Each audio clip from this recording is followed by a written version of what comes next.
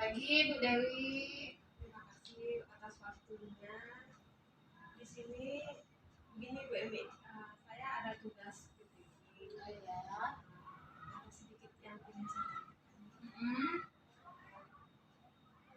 mungkin Bu Emi sebagai guru TKPBI bisa membantu. Di sini saya ada masalah tentang penyebab rendahnya minat belajar peserta didik dalam pembelajaran jurus kalimat untuk dan kata setuju. Minat belajar ya tentang kalimat, berarti bahasa Indonesia ya Bu Dewi ya. Baik, minat belajar itu kan banyak pengaruhnya, faktor yang mempengaruhi, apalagi ini kelas besar ya, kelas SMP ya, terutama dengan apa tadi kalimat tanya.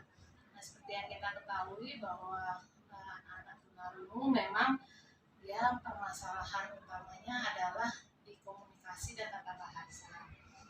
Jadi apa namanya, kaitannya dengan membuat kalimat atau menjawab kalimat, memang dia mengalami kesulitan di sana. Terkait dengan minat belajarnya, seperti yang tadi saya katakan, memang faktornya banyak sekali. Apakah itu sulit bagi anak-anak materinya, atau mungkin cara penyampaiannya yang kurang menarik begitu, atau bisa jadi karena memang anak-anak tidak bisa mengungkapkan apa yang dia pikirannya seperti itu dalam kalimatnya. Bisa jadi karena metodenya mungkin, yang kedua memang kemampuan dasar anak-anak yang belum sampai pada materi itu, kemudian yang ketiga ada juga biasanya media yang biasanya ya mungkin kurang menarik bagi anak-anak. Biasanya kalau kalimatnya itu medianya yang pas. Kalau kalimat, nah ini kan terkait dengan kosakata ya, kalimat itu ada kata-kata.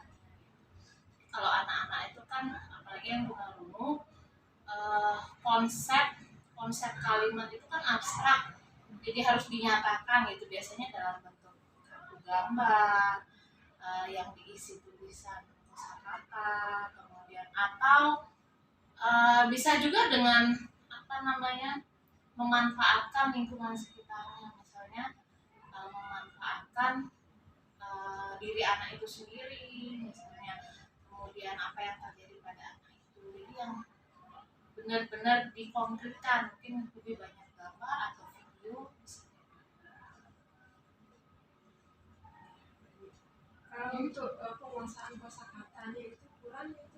Nah, menyambung itu juga ya, seperti yang kalimat tanya itu, namanya anak-anak tunarungu memang dia permasalahan utamanya memang di kosakata, karena mereka tidak mendengar langsung, hanya melihat. Nah, di situ perlu kita memberikan label pada semua benda yang mungkin dia lihat. Oh, ini kursi, bentuknya namanya kursi, tulisannya begini. Ya, seperti itu biasanya pemahamannya tentang kosakata, dan harus selalu diulang-ulang. Jadi terus-menerus ditanyakan, walaupun mungkin ya nggak cukup sekali seminggu gitu ya. mungkin di kelas sehari 5 kosakata misalnya, besoknya diulang lagi. Kalau dia sudah pasti 5 kosakata ini bisa ditambah lagi. Jadi sama seperti tadi yang pertanyaannya tentang kalimat itu, tentang kosakata. Apalagi yang tentang materi-materi yang abstrak mungkin ya. Kalau yang benda-benda di sekitar kan masih bisa dilihat. Kasih kursi, oh ini nih kursi, kita kasih label misalnya kursi, ditempel. Materi-materi yang abstrak untuk kelas-kelas SMP seperti yang tidak ada terlihat di sini, itu bisa juga Bu Dewi tampilkan mungkin dalam bentuk gambar, atau yang lebih menarik lagi video interaktif. Di YouTube kan banyak biasanya. Tapi memang harus jangan terlalu banyak dulu materinya, dikit-dikit aja dulu, kasih 5, 10. Kalau untuk hanya guru aja yang tahu, untuk mengkomunikasikan ke orang tua biar tahu orang tuanya itu Nah, ini keadaan anaknya di kelas itu gimana caranya. oke. Jadi di sekolah itu kita tidak bisa lepas dari yang namanya hubungan orang tua. Apalagi zaman sekarang sudah lebih canggih lah ya, sudah artinya walaupun tidak bertemu langsung masih bisa kita komunikasikan lewat HP gitu misalnya. Tetap aja jalin hubungan yang baik antara guru dengan orang tua. Misalnya habis satu hari ini pembelajarannya tentang apa, bisa dikomunikasikan ke orang tua. Terus hari ini belajar ini Bapak Ibu mungkin mohon bantuannya di rumah untuk mengaji seperti itu. Jadi tetap ada pemberitahuan komunikasi. Biasanya kendalanya apa? Biasanya yang sering, terutama saya yang sering saya temui, orang tua itu alasannya sibuk bekerja.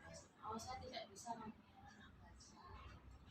Kemudian yang kedua, mereka seperti mengalah sama anak. Kadang ibu kalau di rumah anak nggak mau belajar, kalau sama saya nggak mau belajar, biasanya seperti itu. Kemudian jadi seperti kurang percaya diri mengajarkan, gimana sih caranya ngajarin anak-anak dari ini gitu. Itu biasanya ketahuan.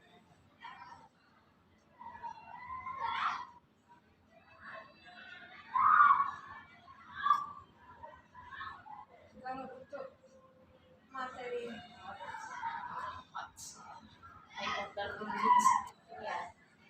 Jadi belum paham kalau di SLB mungkin konsep HOTS itu akan cukup berbeda dengan di sekolah reguler ya. Yang HOTS di sini kadang-kadang yang terlihat mudah bagi siswa reguler, padahal itu tingkatannya cukup sulit untuk anak-anak. Jadi semisal kalau HOTS di sini adalah kita mengajarkan untuk kemampuan berpikir. Mereka yang berpikir gitu. Kita kasih sesuatu, mereka yang berpikir mencari tahu sendiri itu sudah. Jadi kalau di sini terlihatnya seperti belum pernah kita ngasih, tapi sebenarnya kita sudah mencoba. Cuman memang levelnya tidak seperti yang reguler. kalau IT di sini apakah semua guru sudah mencoba untuk mengajarkan?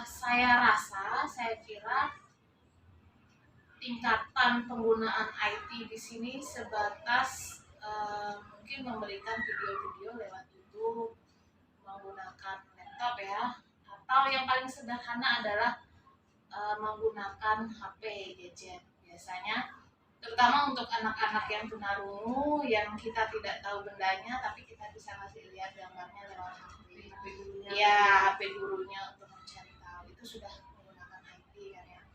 Yang kedua, untuk anak-anak tunanetra biasanya memang sangat dekat sekali dengan IT karena mereka lebih sering menggunakan HP dalam belajar, karena di HP mereka juga sudah ada teknologi untuk membaca teks gitu. Jadi mereka cukup mendengarkan atau diberi tugas oleh guru melalui HP, melalui Google Form, itu sudah biasa untuk anak-anak mereka. Jadi memang yang menggunakan IT yang dari HP, dari laptop itu sudah sering saya lihat juga teman-teman di sini menggunakan. Kalau pakai LCD setiap kelas LCD kebetulan belum tersedia untuk setiap kelas, tapi biasanya kalau kita belajar secara klasikal, mungkin untuk tema-tema tertentu, proyek-proyek tertentu, kita sudah menggunakan. Terima kasih Bu. Sepertinya informasi yang Iya. saya dapat sudah cukup. Terima kasih atas waktunya.